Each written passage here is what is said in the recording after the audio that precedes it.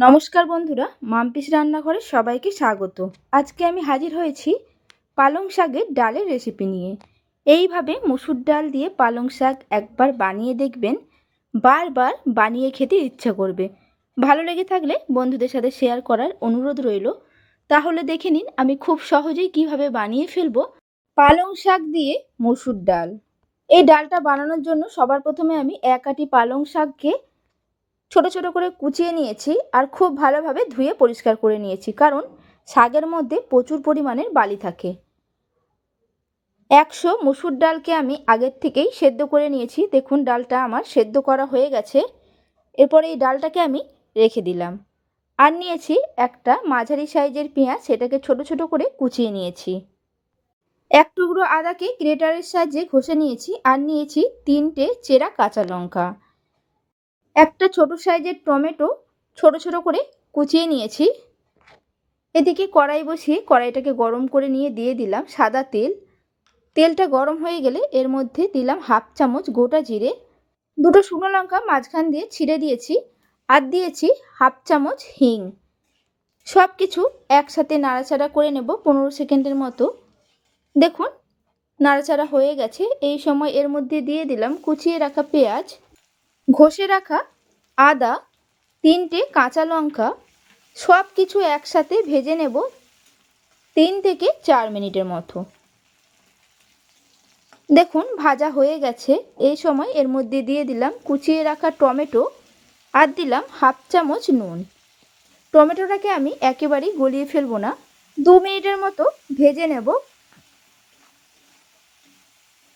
দেখুন ভাজা হয়ে গেছে।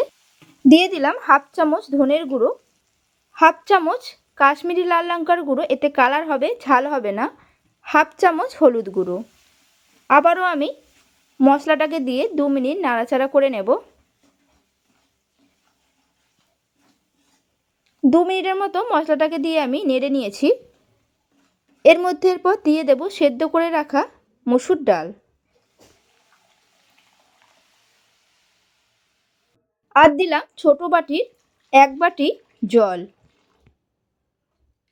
এই সময় নুনটা পরিমাণ মতো দিয়ে দেবেন, যতটা পরিমাণ আপনাদের লাগবে। আমিও দিয়ে দিলাম। আর দিলাম কুচানো পালং শাকের পাতাগুলোকে খুন্তি দিয়ে ডালের সাথে আমি মিশিয়ে নিলাম। দেখুন মেশানো হয়ে গেছে। এরপর ঢাকনা আটকে এটাকে হতে দেব 10 থেকে 12 মিনিটের জন্য। এই সময় অবশ্যই গ্যাসের ফ্লেমটাকে মিডিয়ামে রাখবেন।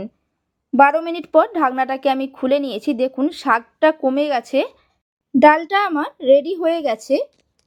গ্যাসটাকে বন্ধ করে দিলাম। রেডি হয়ে গেল আমার আজকের রেসিপি পালং শাক দিয়ে মসুর ডাল।